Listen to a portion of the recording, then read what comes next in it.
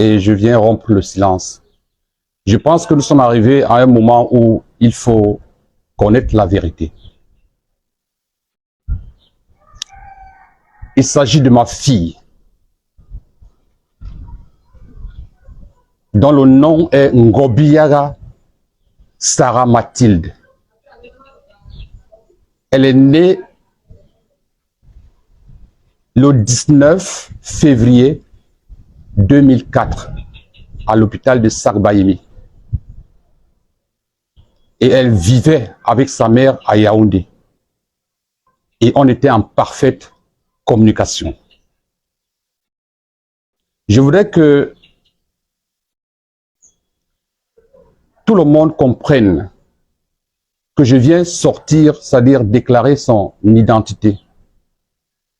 Et fait comprendre également qu'il ne s'agit pas d'une fille Eboulou ou Eton, c'est une fille Za. Et que toute la communauté se sent concernée ou doit se sentir concernée parce que c'est notre fille qu'on a tuée. Donc, je viens révéler l'identité de cette fille malgré tout ce qui s'est dit, malgré tout ce qui se dit, c'est ma fille, la fille d'un Bombok. Et que tous les Bombok se sentent concernés. Je ne demande pas à faire une réunion. Je ne demande pas à faire une certaine vengeance. Mais je voudrais que cet acte soit condamné. Ce qui m'amène, n'est-ce pas, à sortir, à faire cette sortie, c'est de demander de quoi est morte ma fille ou pourquoi ma fille a été tuée. Je reste sur cette question. Pour la simple raison que je ne sais pas si c'est à cause de moi, c'est ce que j'ai fait. Et j'ai fait à qui pour que ma fille soit tuée, pour que ma fille soit assassinée. Pourquoi ma fille a été assassinée? Je ne demande pas qui l'a assassinée, mais je demande pourquoi elle a été assassinée. La justice fera son travail.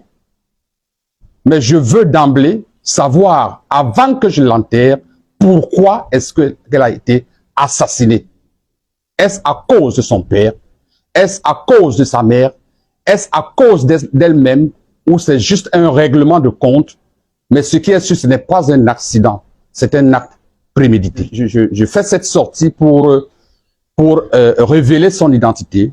Je dis bien, c'est Ngobiaga. Elle porte mon nom. Sarah Mathilde. Et j'ai également, c'est-à-dire, c'est chacun qui dit son âge, mais elle est morte à 21 ans, 7 mois.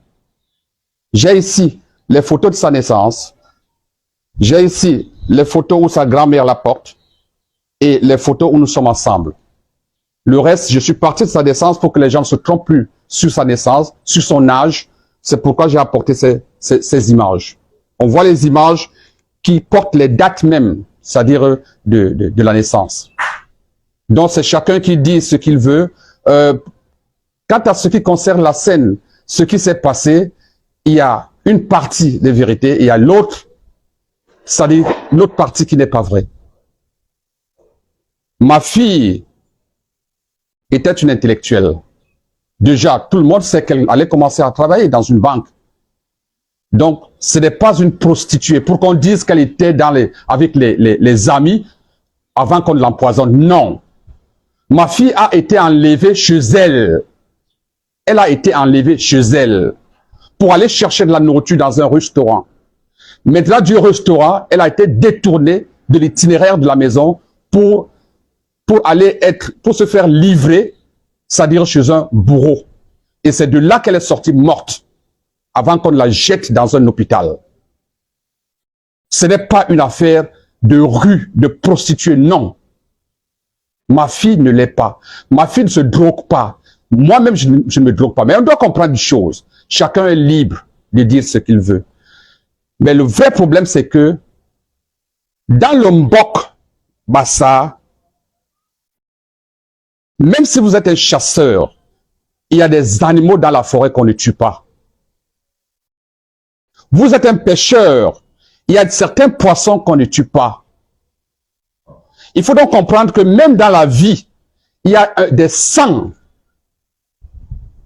C'est-à-dire des sangs qu'on ne tue pas. Donc, il n'y a pas de raison que vous avez l'habitude de faire quelque chose. Nous, quand on allait à la pêche, quand on pêchait le poisson courant, on le rejetait dans l'eau. Sinon, toute la pêche était gâtée. Donc, il faut comprendre que là où on est arrivé, c'est on a atteint la limite. On a atteint la limite. Je ne fais aucune menace, mais je dis, cet acte doit être condamné. Pas seulement par la communauté, mais je dis par le monde entier. Parce que c'est pas juste.